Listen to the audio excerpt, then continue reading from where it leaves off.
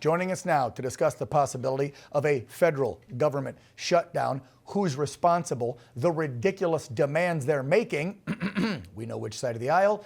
Florida Congressman, Republican, Mike Haridopolos back on the program. Mike, nice to see you. Okay, lay it out for us.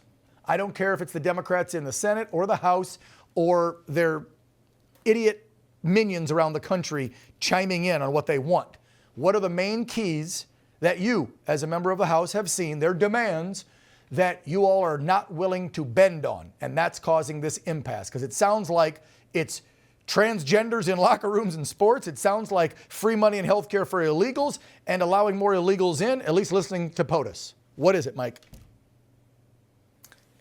Well, it gets the Republicans doing their job and Democrats wanting to shut the government down. It's that simple. We voted last week in the House to keep the government open, and we did exactly that.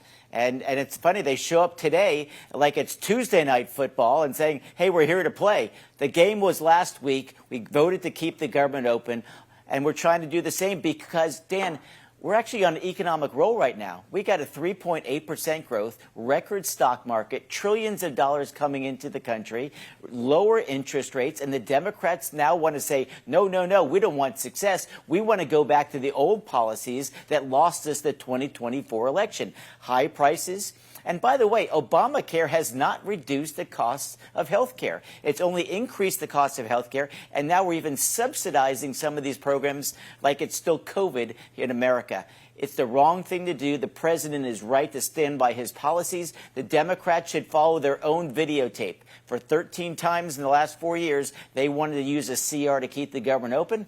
Let's keep the government open and keep the economic momentum moving in the right direction. But they're not in charge right now, Mike.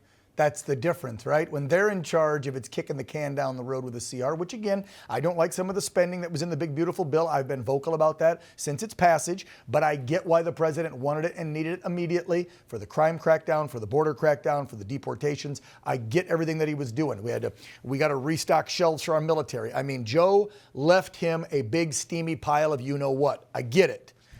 Here's one I heard yesterday from your friend and colleague who I admire, and that would be Congressman Burchett from Tennessee.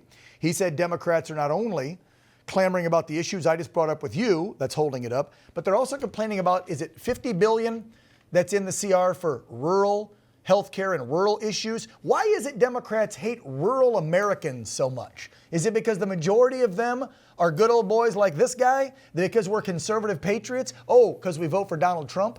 Is that why they don't want that money going to rural communities? What's the holdup there? Again, it's nonsensical. If they were so committed to all these things when they were in power, why didn't they do that? Why didn't they cut taxes for people who earn tips or earned overtime, let alone Social Security? You know why? Because they wanted more money in Washington, D.C., and their ransom note is the idea we got to spend 1.5, not billion, trillion dollars in order to keep the government open for 7 weeks. That's their form of negotiation. And as my colleague said from Tennessee, these guys don't get it. When they want to get rid of the big bill we just passed, it's taking away from rural health care. I mean, they talk out of not one or two, maybe three sides of their mouth. Mm-hmm. I can't keep up with all their stories lately.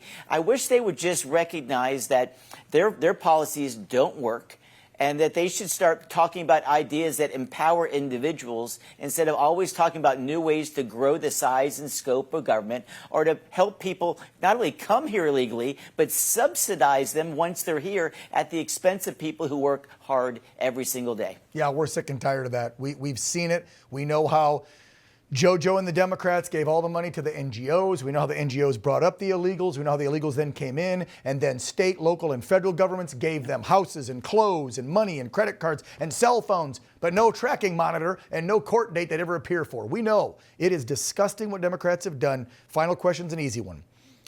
I think that Schumer obviously is being bullied by the radical left within his own party. I think he probably would have caved and done a deal with Senate Republicans. I truly do, because he's an old school Democrat, but he's being pressured. Do you think, now that we're only a few hours away from the shutdown, any deal possibly? Or are you just going to be like, hey, we're going to let the Dems hold the bag on this one. If we shut down, it's all on them. Well, it's going to be all on them. Unfortunately, I don't think we're going to strike a deal tonight. I think the government will shut down, unfortunately. And it's a shame because, again, we're on a roll. And all the Democrats realize is they're at the lowest point in their ever support. And they were like, we better change the game somehow, some way. And this is their usual rhetoric. More government, more taxes, less freedom.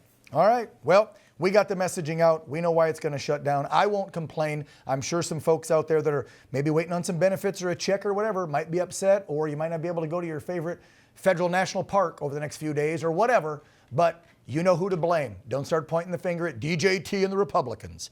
Mike Haridopolos representing the 8th Congressional District down in the great state of Florida. Thank you, Mike.